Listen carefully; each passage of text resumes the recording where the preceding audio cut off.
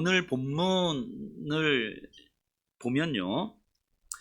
오늘날 이 시대 한국 교회 안에서 교회뿐만이 아니라 우리가 살아가는 모든 일상에서 너무너무 자주 볼 수 있는 모습 두 가지가 고스란히 담겨져 있어요. 그러니까 1세기 그리스도인들이나 21세기 그리스도인들이나 2000여 년이 지나도 교회 안에서 일어나는 또 그리스도인들의 삶에서 나타나는 이 안타까운 모습들은 여전히 반복되는 것 같아요. 그러니까 이 오늘 설교를 좀 이런 부분들을 한번 짚어보려고 하는데, 그러니까 조금 더 구체적인 이야기들이 나올 수도 있는데, 설교를 들으시면서 이게 우리만 그런 게 아니구나, 2000년 전에도 여전히 그랬구나, 이렇게 좀 바라보시면 좋겠고요. 나 들으라고 하는 소리야? 제발 이렇게 듣지 마시길 바랍니다. 우리 안에 있는 이 안타까운 모습들, 복음을 깊이 깨닫지 못하는 교회 안에 있는 모습들을 분명히 돌아보셨으면 좋겠어요. 그리고 다른 누구의 이야기도 아니라 바로 내 이야기라는 것을 생각하셨으면 좋겠습니다. 나아가서 나 자신을 객관화시킬 수 있는 시선이 우리에게 좀 있었으면 좋겠어요. 내 주관적인 감정과 생각과 경험 안에서 생각하는 것이 아니라 나를 좀 객관화시키는 거죠. 그래서 복음의 빛에 비추어서 나를 본다는 것이 어떤 의미인지도 더욱 분명하게 좀 알 수 있었으면 좋겠습니다. 오늘 본문에는 두 부류의 사람들이 나와요. 유대인 그리스도인들과 바울.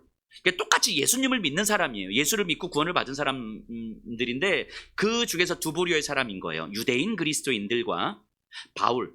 이 두 부류의 모습을 좀 염두에 두면서 본문을 함께 읽어갔으면 좋겠습니다. 17절에서 19절을 제가 먼저 읽어볼게요. 바울 일행이 3차 여행을 마치고 예루살렘에 도착한 다음이에요. 17절에서 19절. 예루살렘에 이르니 형제들이 우리를 기꺼이 영접하거늘 그 이튿날 바울이 우리와 함께 야고보에게로 들어가니 장로들도 다 있더라. 바울이 무난하고 하나님이 자기의 사역으로 말미암아 이방 가운데서 하신 일을 낱낱이 말하니. 이제 바울이 선교팀과 함께 예루살렘에 도착했고요. 아마도 나손의 집에 머물렀을 거예요. 바울이 온다는 소식을 듣자 많은 그리스도인들이 바울 선교팀을 환대해 줍니다. 반갑고 기쁘고 안쓰럽고 이런 마음들이 교차하면서 이들은 밤새 이야기를 나눴겠죠. 얼마나 들뜬 마음이었고 얼마나 이 많은 대포를 풀었겠습니까? 그리고 이제 그 이튿날 이제 바울은 장로 야고보에게로 들어가요. 야고보의 집에 갑니다. 그러니까 여기서 야고보는요, 예수님의 제자 야고보가 아니에요. 예수님의 형제 야고보. 그러니까 사도 야고보가 아니라 장로 야고보. 사도 야고보는 우리 사도행전 앞부분에서 순교했죠. 지금 현재 예루살렘 교회에는 베드로나 요한이나 이런 사도들이 남아있지 않아요. 다들 지금 바깥으로 나갔어요. 야고보가 교회의 지도자요, 어른으로 남아있는 거죠. 그 야고보와 다른 장로들이 이제 모여서 바울을 만나고 이야기합니다. 그러니까 바울이 교회 장로들에게 자신의 선교 이야기들을 해요. 우리가 이제까지 공부했던 선교 여정 이야기들을 계속 낱낱이 상세하게 이야기했을 거예요. 자, 20절 21절이에요. 그들이 듣고 하나님께 영광을 돌리고 바울더러 이르되 형제여, 그대도 보는 바에 유대인 중에 믿는 자 수만 명이 있으니 다 율법의 열성을 가진 자라. 내가 이방에 있는 모든 유대인을 가르치되 모세를 배반하고 아들들에게 할례를 행하지 말고 또 관습을 지키지 말라 한 다음을 그들이 들었도다. 자, 지금 어떤 장면이냐면 바울의 선교 이야기를 들은 장로들이 하나님께 영광을 돌렸어요. 이건 진짜 하나님께서 하신 일이 맞습니다. 근데 이제 문제는 지금부터예요. 이제 여기서부터 어떤 문제들이 이제 드러나는데, 이 장로들이 가지고 있는 현실적인 우려와 불안감을 표현하는데, 예루살렘에는 율법의 열심을 가진 유대인 그리스도인들, 그러니까 유대인이 아니에요. 유대인 중에서 예수님을 믿고 그리스도인이 된 사람들인 거예요. 아직 예수님을 안 믿는 유대인들이 아니라 유대인 그리스도인들. 근데 유대인 그리스도인들, 율법의 열심을 가진 유대인 그리스도인들이 수만 명이래요. 여기서 수만 명은 실제로 수치적으로 수만 명이 아니고 많다, 이런 의미예요. 이런 느낌. 아마 수만 명까지는 아니었을 거예요. 근데 이들은 바울에 대한 큰 오해를 하고 있는 거예요. 유대인 그리스도인들은요, 예수님을 믿고 구원을 받지만 여전히 하나님이 모세에게 주신 율법을 지켜야 된다고 확신하는 사람들이에요. 특히 할례를 받는 것은 너무 중요하게 여기고 있는 거죠. 마치 우리 조선을 생각해 보면 조선 후기에 기독교가 들어오면서 이제 예수를 믿고 예배를 드리는 성도들이 많아졌잖아요. 그럼에도 불구하고 남자가 여자가 같이 이렇게 예배 드리면 교회가 뒤집어졌잖아요. 그래서 남자 좌석 따로 여자 좌석 따로 이렇게 예배 드리지 않았습니까? 상놈과 양반이 같이 모여서 밥을 먹는, 이거 불가능했잖아요. 이게 구원의 본질은 아닌데 이게 안 되는 거죠. 마치 이런 것처럼. 근데 유대인 그리스도인들은 이보다 더 했겠죠. 더 심했겠죠. 이들에게 모세의 율법은 구원과 믿음의 본질은 아니지만 거의 본질에 가까운 문제였던 거예요. 그럼 이들이 바울을 어떻게 오해를 했냐면, 바울이 선교를 하면서 유대인들에게 모세를 배반해라, 모세의 율법을 지키지 마라, 이렇게 가르쳤다는 거예요. 유대인 자녀들에게는 할례를 주지 마, 이렇게 가르쳤다는 거예요. 그러니까 유대인들이 생각할 때 바울은 하나님의 율법을 잊으라고 가르친 사람이고, 성전을 무시하고 성경이 정한 성경에서 이야기하는 전통과 의식으로부터 떠나라고 가르친 사람인 거예요. 유대인 그리스도인들에게 바울은. 그러니까 이 유대인 그리스도인들, 예루살렘 그리스도인들에게 바울은 용납할 수 없는 사람인 거죠. 지금 이게 유대인 그리스도인들, 예루살렘에 있는 그리스도인들이 바울에 대한 태도다라고 이야기하는 거예요. 그런데 여러분들 생각해 보세요. 바울에 대한 이들의 생각은 사실과는 다르잖아요. 사실이 아니죠. 100% 오해죠. 바울은요, 유대인들에게 율법을 지키지 않아도 된다, 이렇게 가르친 적이 단 한 번도 없어요. 유대인 자녀들에게 할례를 행하지 말아라, 이렇게 가르친 적은 단 한 번도 없어요.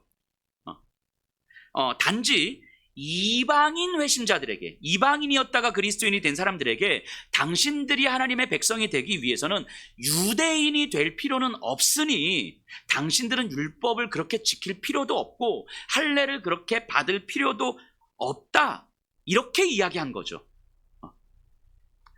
할례를 받는 것이 구원을 받는 것과 전혀 상관이 없기 때문에 당신들에게 할례는 필요 없다, 이렇게 이야기한 거예요. 그러니까 이제 바울은요, 이방인들에게 그리스도를 믿을 때 할례를 받지 않아도 돼 라고 말했던 거지, 유대인이었다가 예수님을 믿는 사람들한테 당신 할례 받지 마, 할례 안 받아도 돼, 이렇게 가르치지 않았다는 거예요. 바울은. 이해가 되시죠?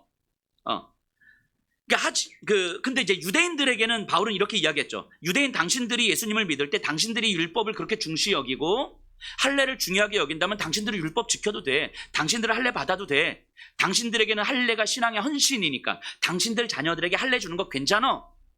바울이 이렇게 이야기한 거예요. 심지어 선교여행 다니면서 디모데를 만났을 때, 디모데의 아버지는 헬라인이었으니까 할례를 받지 않은 사람이에요, 디모데는.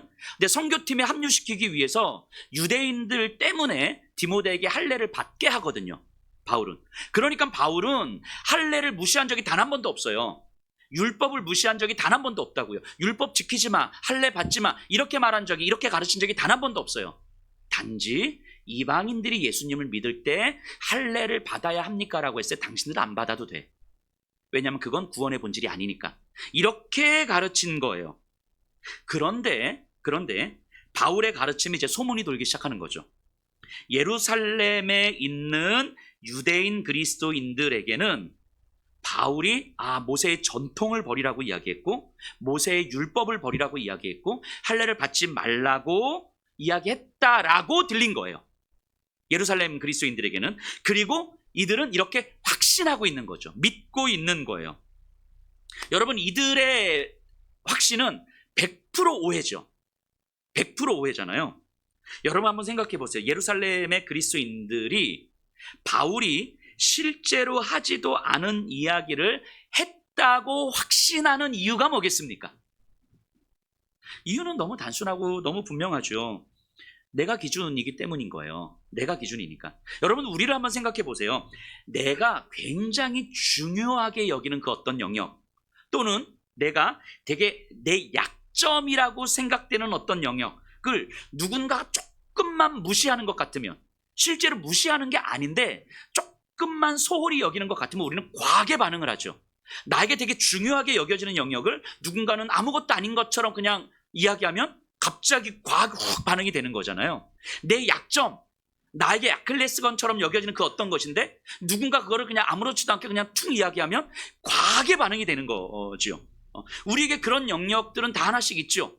뭐 저도 마찬가지고요. 그런데 그런 게 건드려지면 강한 부정이 생기고 그래서 바로 단정 지어버려요. 좀 무례한 사람. 나를 무시해? 저건 틀렸어. 뭐 이렇게 단정 지어버리죠. 여러분 분명 유대인 그리스도인들도요. 예수님을 믿음으로 구원을 받는다는 것을 알고 경험한 사람들이에요. 그런데 이들에게 익숙한 신앙의 전통, 신앙적 관습은 너무 중요했던 거예요. 너무. 자신들이 중요하게 여기는 영역을 부정하는 것 같은 이야기가 조금만 나와도 이들은 과하게 반응을 하는 거죠.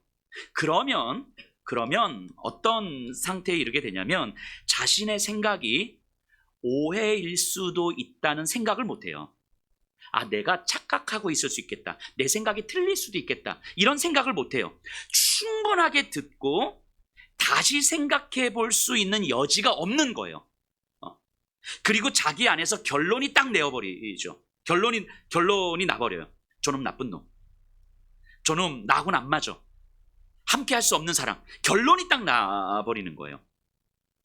심지어 저들이 생각하는 모세의 율법이나 할례는 자신들에게는 중요한 문제지만 이방인들에게는 중요한 문제가 아닐 수도 있잖아요. 또 중요한 문제라고 해도 그것이 믿음의 본질에 해당되는 건 아닐 텐데 그런 문제들 때문에 이미 자기 안에서 이미 판단하고 결론이 딱 나는 거죠. 그러니까 이 상황을 생각해 보세요. 예수님으로 말미암아 하나님의 자녀가 된 믿음의 동역자들인데 유대인 그리스도인이나 바울이나 믿음의 동역자 된 사람들인데 다른 전통, 다른 생각, 다른 정서적 메커니즘으로 인해서 생긴 오해로 어느 순간 원수가 되어 있는 거예요. 여러분, 지금 요 본문에 나와 있는 이런 모습들, 우리에게 너무 익숙하죠. 뭐 교회뿐만이 아니라 우리의 일상에서 너무 익숙한 모습 아닙니까?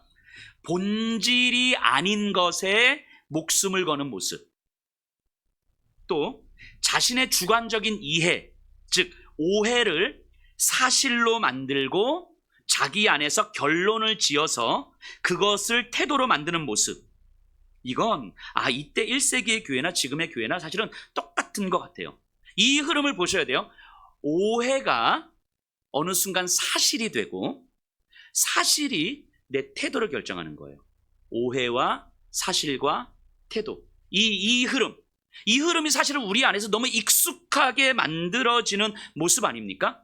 사실이 아님에도 불구하고 내가 오해임에도 불구하고 내가 오해할 수 있다는 생각 자체가 안 드는 상태. 그래서 내 오해가 어느 순간 사실이 되고 그 사실에 근거해서 내 태도가 결정되는 것. 이게 지금 유대인 그리스도인들의 모습이잖아요.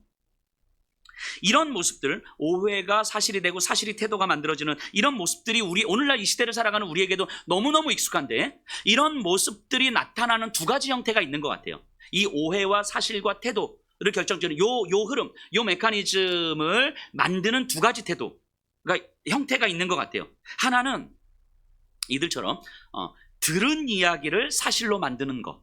내가 들은 이야기를 사실로 만드는 태도가 하나 있고요. 또 하나는 주관적 감정을 사실로 만들어 태도를 결정하는 것. 이 두 가지 형태가 있는 것 같아요. 먼저 한번 생각해 보세요. 들은 이야기를 사실로 만드는 모습. 너무 익숙하죠? 이건 인간의 본성 같아요. 사람들은 말하기를 너무 좋아하죠. 말하기를 특히 다른 사람에 대해서 말하는 걸 너무 좋아해. 다른 사람들에 대해서 말하면 막 엔돌핀이 막 도는 것 같아요. 막 흥분하고 막 좋아.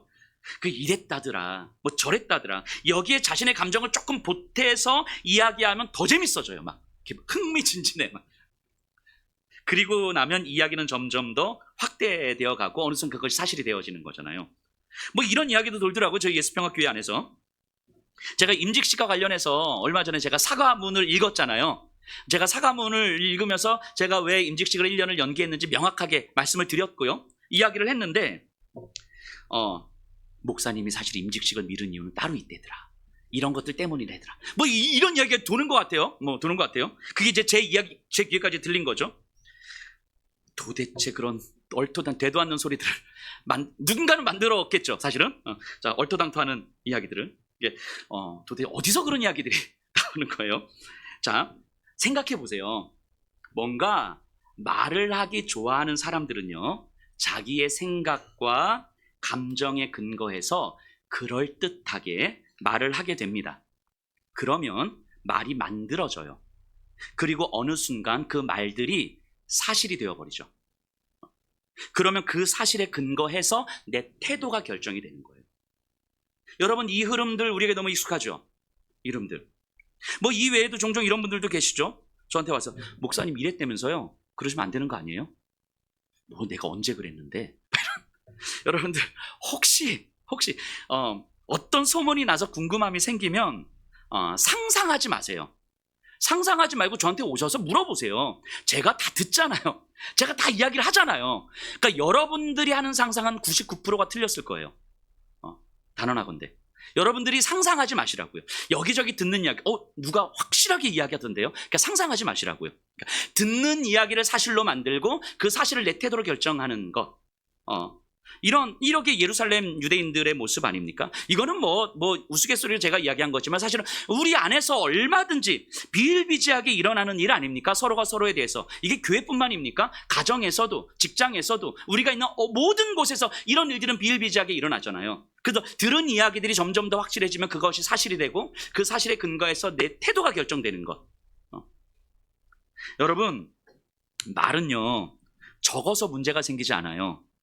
많아서 문제가 생기죠. 해야 될 말을 하는 것도 중요하지만 하지 말아야 할 말을 안 하는 건 더 중요한 거예요. 또 예배 끝나고 나서 누가 그런 목사님한테 가서 쓸데없는 얘기를 했어. 뭐 이런 말을 또 만들어내는 사람이 있을지도 모르겠어요. 이런 습성들이 우리에게 너무너무 뿌리 깊은 것 같아요. 근데 괜찮습니다.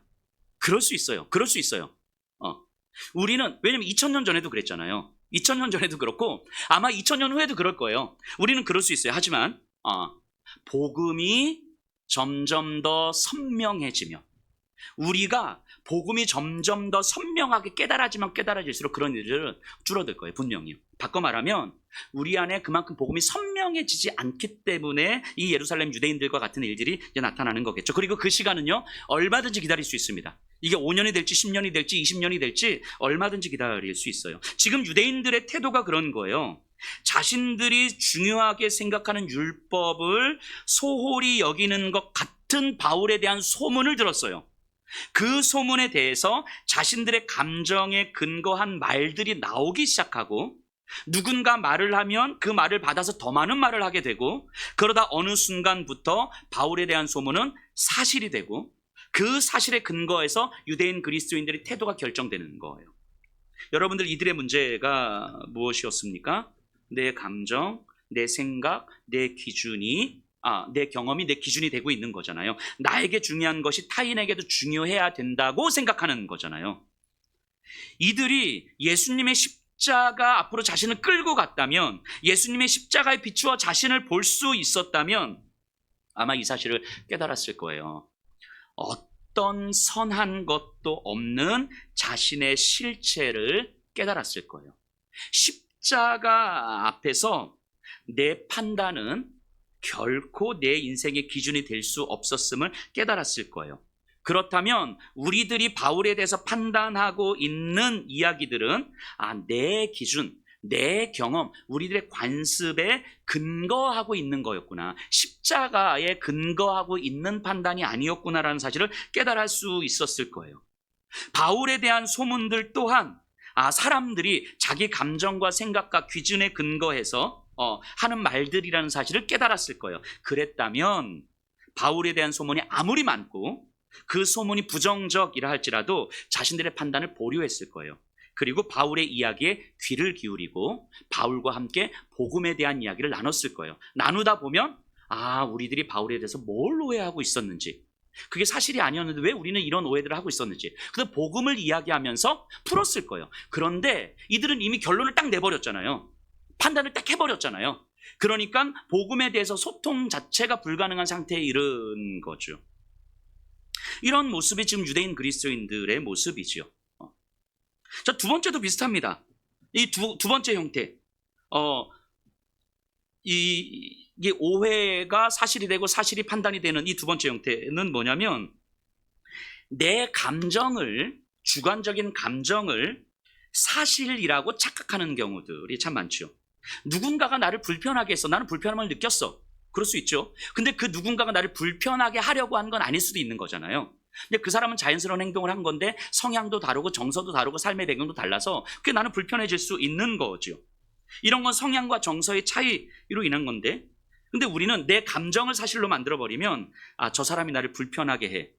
이 좀 더 나아가면, 아, 저 사람 나를 무시해. 저 사람 참 무례해. 이런 식으로 생각을 하게 되고, 그렇게 자기 감정을 점점 사실로 만들고 나서는, 그러면 그 사실에 근거해서 그 사람에 대한 내 태도를 결정하죠. 아, 무례한 사람에게 나는 더 이상 감정을 소비하면서까지 만나지 않을 거야. 뭐 이런 태도. 여러분들 이런 경우가 너무 많죠. 조금만 대화를 나누고 조금만 그 삶의 마음을 들어보면 아무 일도 아니었을 텐데 내 감정이 전부가 되니까 내 감정이 사실이 되고 사실이 내 태도를 결정하는 거예요. 여러분, 우리 자신을 돌아보세요. 그러니까 모든 인간들은, 저도 마찬가지예요. 모든 인간들 안에 있는 어떤 이 정서적인 구조가 이런 것 같아요. 누군가 나에게 상처를 줬어. 아, 5만큼 나에게 상처를 줘. 그럼 나는 내가 5만큼의 상처를 받지만 내 안에서는 내가 받은 상처를 500으로 만들어버리는 거예요. 이 정서적인 구조가. 그러면 내 안에서 어느 순간 저 사람은 나한테 500만큼의 상처를 줬다고 나는 생각하고 있는 거죠. 그리고 어느 순간 그것이 사실이 돼요. 그럼 저 사람은 나한테 500의 상처를 준 사람이 되어 있는 거죠.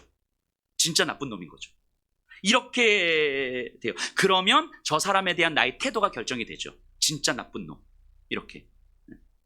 근데 이거를 자신을 조금 더 객관화시켜서 바라보면, 아, 실제로 저 사람이 나에게 상처를 준 건 맞지만 그게 생각보다 그게 큰 문제는 아니었을 텐데, 내 안에서 일어나는 이 감정의 문제는 사실은 내 안에서 일어나는 문제일 것 같은데, 그런데 내 안에서 일어나는 문제를 이걸 사실이라고 생각해버리면 저 사람의 문제라고 다 덮어씌우게 되는 거죠.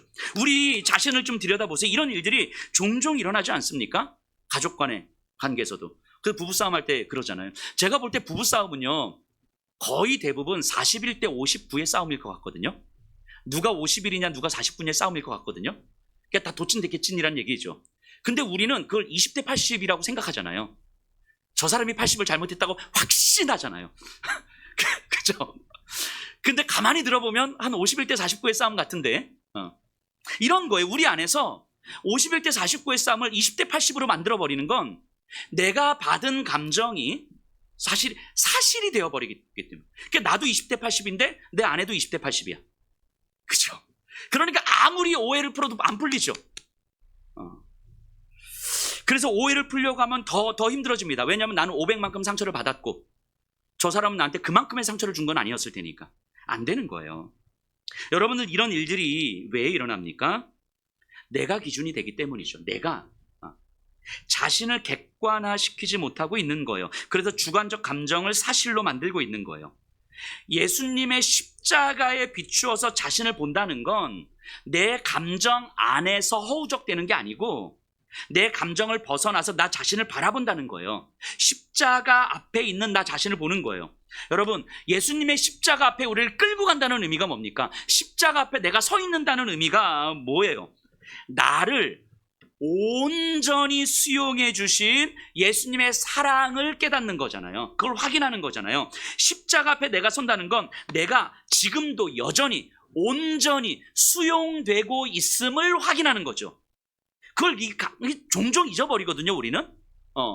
나는 홀로 버려진 것 같고 힘들고 나만 힘들고 나만 절망하고 나만 고난받고 나만 상처받는 것 같은데, 근데 어느 순간 나를 십자가 앞으로 같이 끌고 간다는 건 지금도 여전히 내가 예수 그리스도의 사랑 안에서 온전히 수용되고 있다는 것을 경험하는 거예요. 이게 십자가 앞으로 나를 끌고 가는 거죠. 내가 초라하고 내가 흔들리고 내가 절망하고 내가 믿음의 바닥을 치고 있고 내가 정말 수치스러운 모습이 있다 할지라도 그런 나를 다시 십자가 앞으로 가지고 가는 건 그럼에도 불구하고 내가 온전히 예수님 안에서 수용되고 있는 거구나. 이게 확인되는 거예요.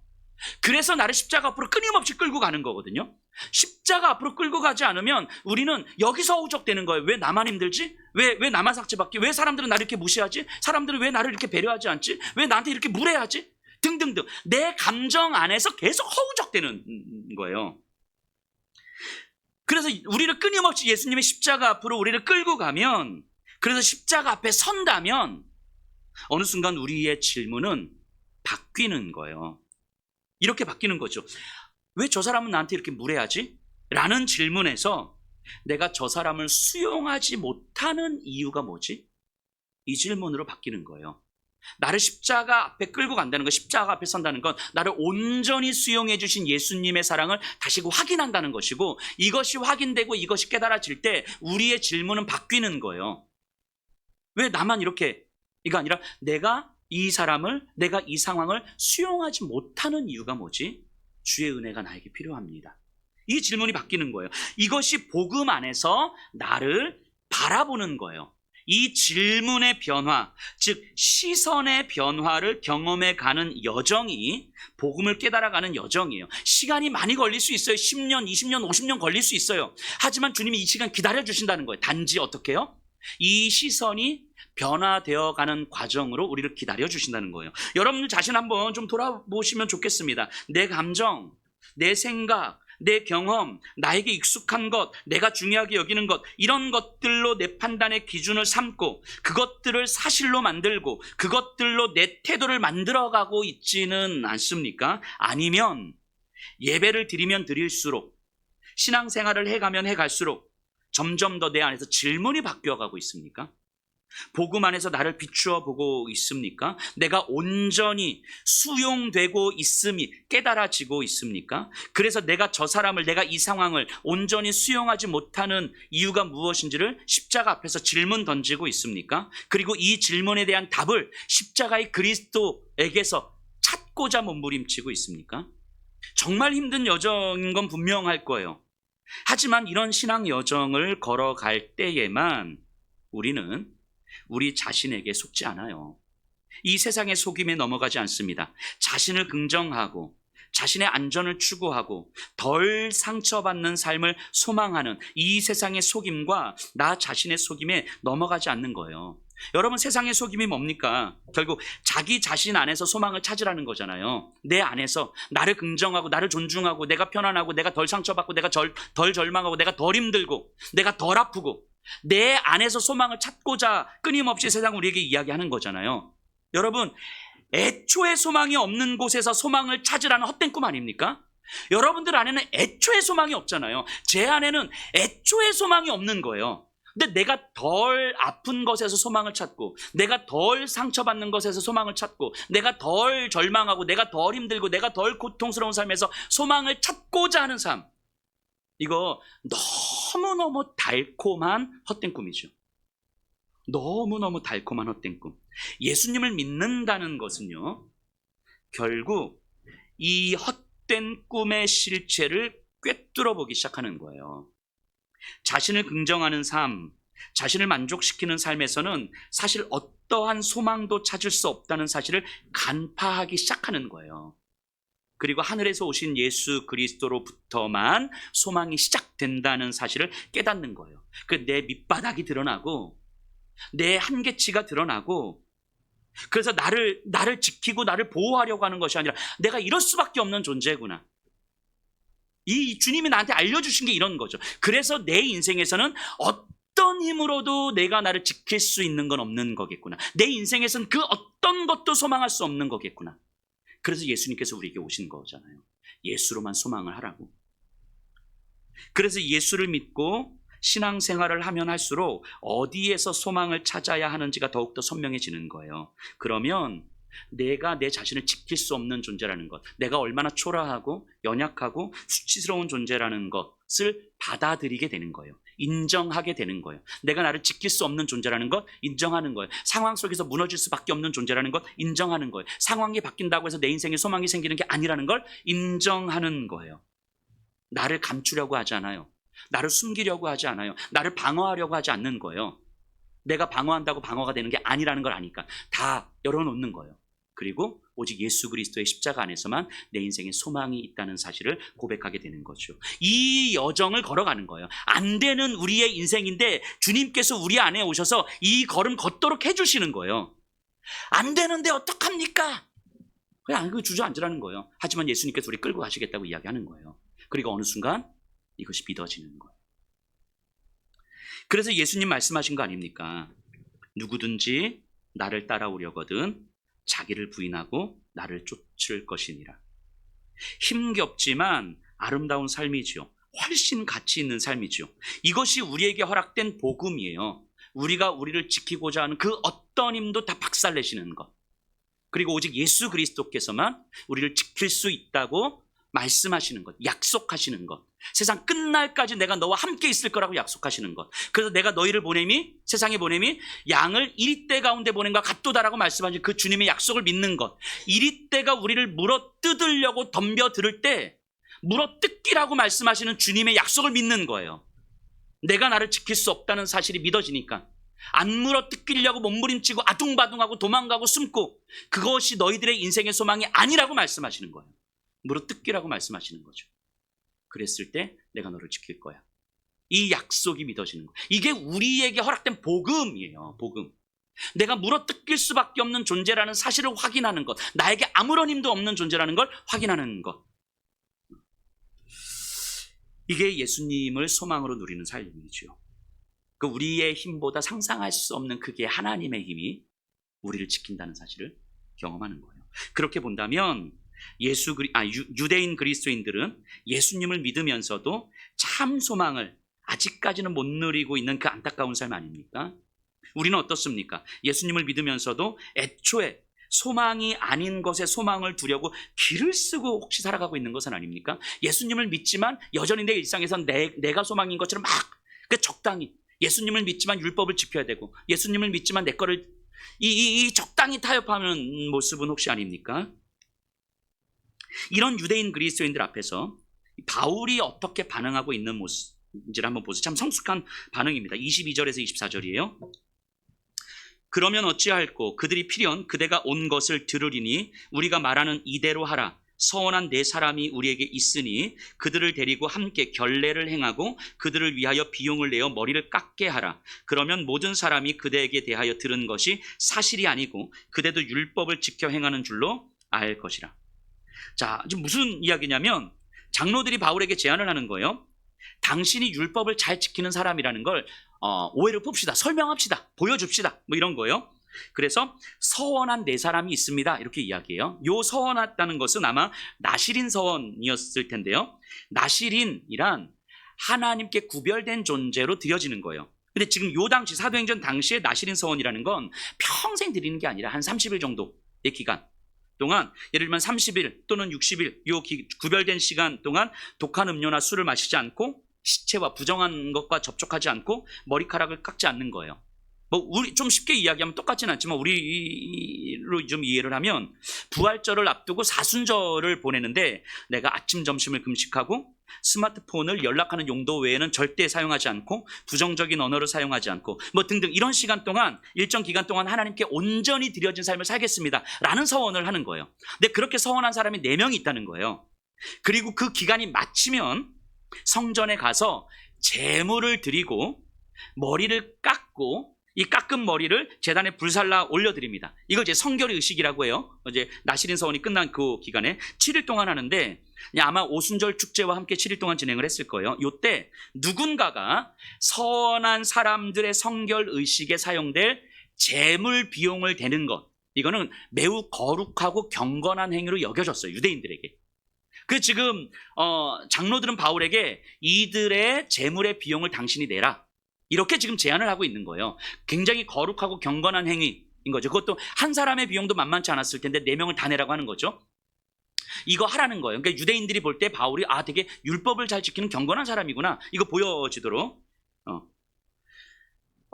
그리고 바울이 이 의식에 참여하기 위해서는 바울 자신도 성결 의식 절차를 따라야 되는데, 왜냐하면 이들 율법에 따르면 바울은 오랜 시간 이방 땅에 있다 왔잖아요.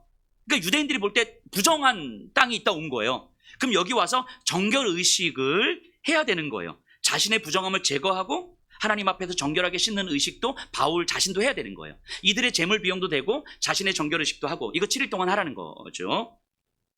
여러분 생각해 보세요. 바울에게는 이게 무슨 의미가 있어요? 바울은 스스로 자기가 부정하다고 생각하지 않아요. 이방 땅에 아무리 오래 있다 와도 나는 예수 그리스도로 말미암아 거룩한 존재가 되었기 때문에 자기가 부정한 존재가 아니고 정결 의식을 해야 된다고 생각하지 않아요. 자기는 율법을 어겼다라고 생각하지 않는다고요. 그러면 이럴 수 있을 것 같아요. 바울 입장에서는 나는 이런 식으로 타협하지 않겠습니다. 나는 정결 의식에 참여할 수 없습니다. 나는 부정한 사람이 아닙니다. 이건 율법의 문제일 뿐입니다. 구원의 문제가 아닙니다. 이렇게 반응할 수도 있잖아요. 바울 입장에서는. 자, 그런데 26절 보세요.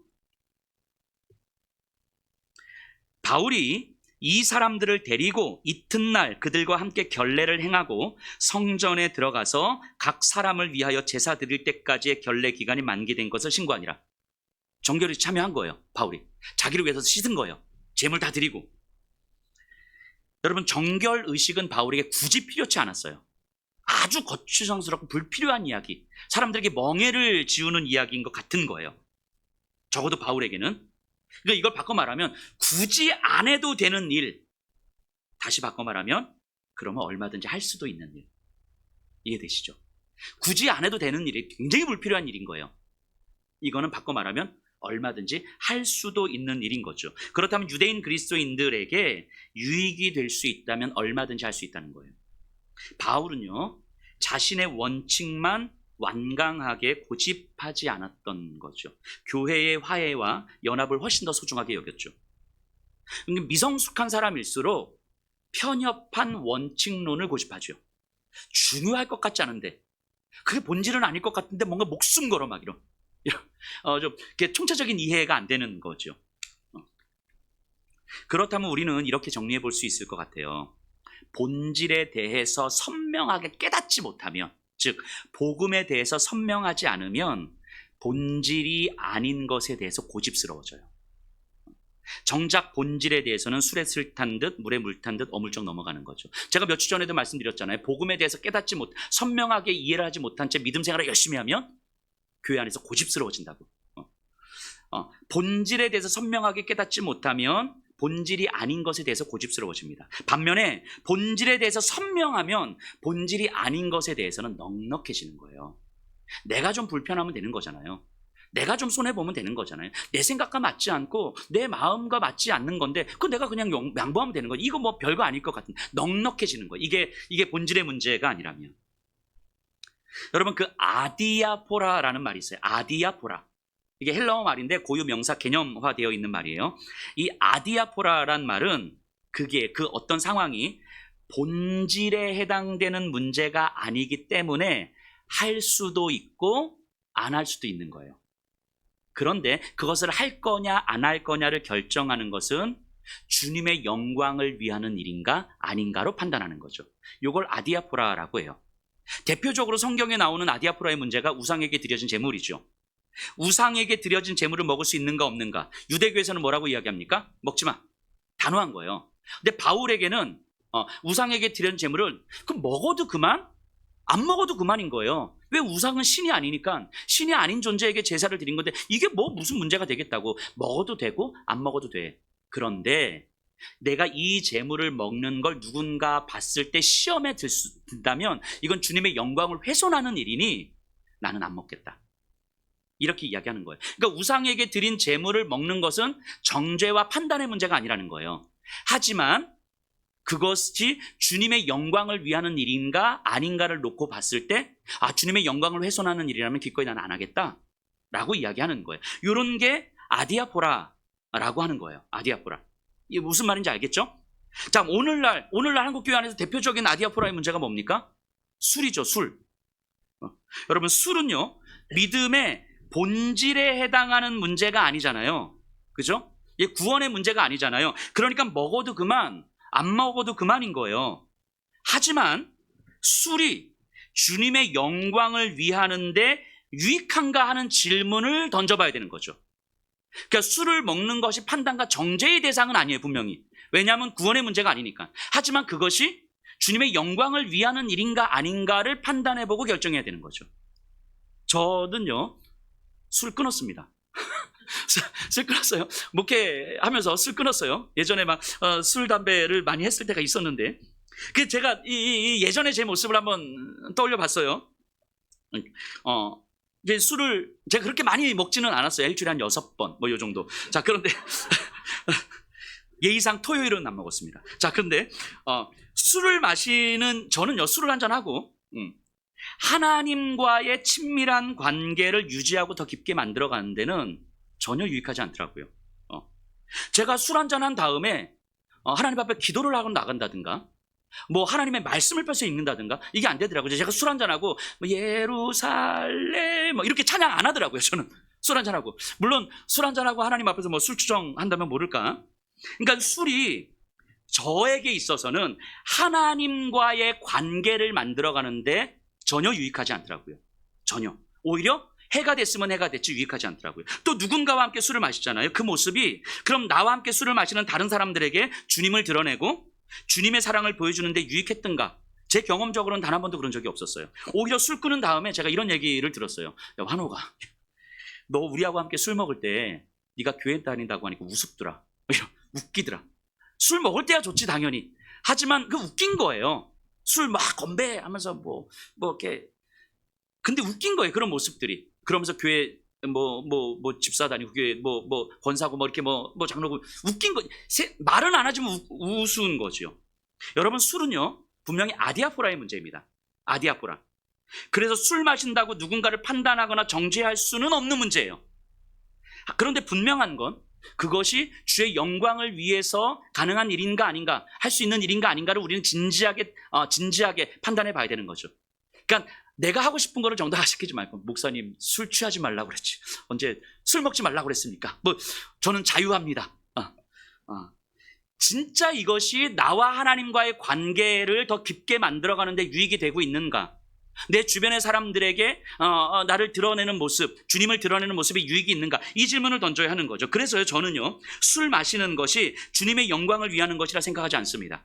그럼에도 불구하고 술 마시는 사람들과 얼마든지 술자리에 함께 있을 수 있어요. 이런 게 아디아포라죠. 바울에게 정결 의식은요, 본질에는 미치지 않는 일이었어요. 분명 바울 본인도 동의하지 않는 일이었지만 유대인 그리스도인들에게 필요하다면 얼마든지 참여할 수 있었던 거예요. 거기서 고집을 피우지 않는 거예요. 그래서 고린도전서 9장 20절에 바울이 이렇게 이야기하죠. 유대인들에게 내가 유대인과 같이 된 것은 유대인들을 얻고자 하며 율법 아래에 있는 자들에게는 내가 율법 아래에 있지 아니하나 율법 아래에 있는 자같이 된 것은 율법 아래에 있는 자들을 얻고자 하며. 바울이 뭐라고 이야기하는 거냐면 예수의 사랑을 전하기 위해서라면 유대인처럼 될 수 있고 이방인처럼도 될 수 있다는 거예요. 이게 누군가 볼 때는 되게 줏대없는 모습이잖아요. 유대인들이 볼 때는 저거 이방인화된 모습이고 이방인들이 볼 때는 저거 여전히 유대인 아니야? 그러니까 줏대없는 모습인 것 같은데 이게 줏대없는 모습이 아니라 본질을 분명하게 깨달았기 때문에 가능한 모습이라고요. 복음이 뭔지 분명하게 알기 때문에 가능한 모습이라고요. 복음을 분명하게 알지 못하면 이건 줏대없는 모습으로 보여져요. 그래서 어느 한쪽의 입장을 취하는 거죠. 근데 어느 한쪽의 입장은 복음의 문제가 아닌 거잖아요. 본질의 문제가 아닌 거잖아요. 저희 교회의 주보 광고란 위에 보면 이런 문구가 있죠. 본질에는 일치를, 비본질에는 관용을, 모든 것에는 사랑을. 자, 본질에 대해서는 모든 성도님들이요 같은 믿음을 가지고 고집스러움을 가져야 돼요. 하지만 본질이 아닌 것에 대해서는 얼마든지 수용할 수 있어야 되는 거예요. 넉넉할 수 있어야 되는 거죠. 내가 좀 불편하면 되는 거니까, 내가 좀 양보하면 되는 거니까. 그런 것들 때문에 이게 맞니 저게 맞니 뭐 이게 목숨 걸고 싸울 필요가 없는 거죠. 그리고 모든 것에는 이것을 통해서 예수님의 사랑을 드러낼 수 있는가, 주의 영광을 드러낼 수 있는가로 반응하는 거죠. 그래서요, 여목사가 본질에 집중하지 않으면요 성도님들이 힘들어지는 거예요. 목사가 본질에 집중하지 않으면 성도님들을, 제가 이런 표현을 써서 너무 죄송하지만 교회 부흥을 위한 영업사원을 만들어버리는 거예요. 막 뭔가 일꾼으로 막 만들어가는 거죠. 본질에 집중하지 않으면. 그럼 성도님들이 다 피해를 보는 거죠. 목사가 본질에 집중하고 성도님들도 본질에 집중하면 할수록 우리에게는 더 많은 헌신을 할 수도 있고 더 많은 것을 드릴 수도 있지만 충분히 자유할 수 있는 거죠. 그래서요, 종교개혁자 마틴 루터는 이렇게 말했습니다. 저는 너무너무 멋진 말이라고 생각해요. 여러분들이 좀 기억하고 있었으면 좋겠습니다. 그리스도인은 모든 것으로부터 자유한 자유인입니다. 그러나 사랑 때문에 그리스도인은 모든 사람의 종이 될 수 있는 자유인입니다. 다시요. 그리스도인은 모든 것으로부터 자유한 자유인입니다. 그러나 사랑 때문에 그리스도인은 모든 사람의 종이 될 수 있는 자유인입니다. 너무 멋지지 않습니까? 모든 사람의 종이 될 수도 있는 자유인. 이게 누구였습니까? 예수 그리스도잖아요. 온 우주에서 가장 자유로우신 분께서 자신의 피조물의 종으로 오신 거잖아요. 왜요? 뭐 때문에? 사랑 때문에. 사랑하기 때문에 기꺼이 종이 될 수 있는 자유인. 그 예수님을 믿기 때문에 바울도 유대인에게는 유대인처럼, 이방인에게는 이방인처럼 될 수 있는 거잖아요. 종이 될 수 있었던 자유인. 그 예수님을 믿기 때문에 이 자리에 있는 우리도, 저와 여러분들도 모든 것이, 예수 그리스도 안에서 모든 것이 자유한 자유인이지만, 사랑 때문에, 누군가를 사랑하기 때문에 그 사람의 기꺼이 종이 되는 걸 선택할 수도 있는 자유인인 거죠. 여러분, 너무 멋있지 않습니까? 복음 안에서 나 자신을 비추어 본다는 건 이런 거예요. 나를 향한 예수 그리스도의 사랑이 선명해지면 질수록 그 사랑에만 나를 메어 놓는 거예요.